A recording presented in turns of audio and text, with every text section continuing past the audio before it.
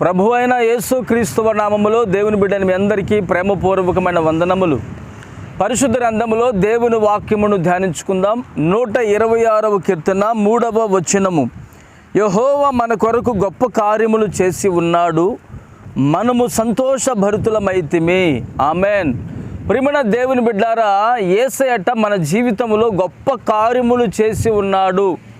ఇక్కడ వాక్యంలో కనుక మనము గమనించినట్లయితే దేవుని ప్రజలు వారు కలకని వారి వలె ఉన్నారు. వారి జీవితంలో దుఃఖం ఉంది, బాధ ఉంది, కన్నీళ్ళు ఉన్నాయి, రోగం ఉంది, ఇరుకు ఇబ్బంది కొలిమిలో వారు కాల్చబడుతున్నప్పటికీ కూడా వారు దేవుని స్తుతించడం మానలేదు. ఆ దేవుని స్తుతిస్తూ ఉన్నప్పుడే వారి జీవితంలో అనుకోని విధముగా దేవుని వలన గొప్ప కార్యాలు జరిగాయి. ఆ గొప్ప కార్యముల వలన వారు సంతోషభరితులుగా మార్చబడ్డారు. మరి ఈరోజు నీవు కూడా కష్టకాలంలో ఉన్నావేమో, ఇబ్బంది కాలంలో ఉన్నావేమో, ఇబ్బందుల కొలిమిలో నువ్వు కాల్చబడుతున్నావేమో.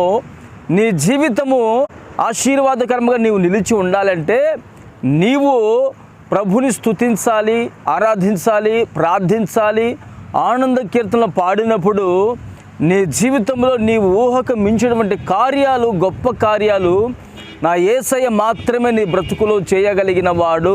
ఆమెన్. ప్రార్థన చేసుకుందాం. ప్రేమగల తండ్రి, పరిశుద్ధుడా, స్తోత్రం చెల్లిస్తున్నాము నాయన. యెహోవా వీరి కొరకు గొప్ప కార్యములు చేసి ఉండగా వారు మీ నామమును స్తుతించేవారుగా, కీర్తించేవారుగా, ఆరాధించేవారుగా ఉండగా వారికి ఉన్నటువంటి ప్రతి సమస్య నుంచి గొప్ప విడుదల కలుగు చేసి వారి నోటి నిండా నవ్వును కలుగు చేసినటువంటి దేవుడు నాయన, నీకు స్తోత్రం. ఈరోజు నీ బిడ్డల జీవితంలో కూడా ఎవరి జీవితంలో అయితే దుఃఖమున్నదో, బాధ ఉన్నదో, కన్నీళ్ళ మధ్యలో వారు నలిగిపోతూ ఉన్నారో వారు తండ్రి దేవుని ప్రజల వలె మిమ్మల్ని స్తుతించడానికి, ఆరాధించడానికి కృప దయచేయండి. వారి జీవితంలో గొప్ప కార్యములు మీరు చేసి ఉన్నారు. ఈరోజు నీ బిడ్డల జీవితంలో కూడా మహిమగల కార్యములు జరిగించి వారి నోటి నిండా నవ్వును కలుగు చేసి మహిమ పొందుకోమని యేసు నామమున ప్రార్థిస్తున్నాను తండ్రి. ఆమేన్.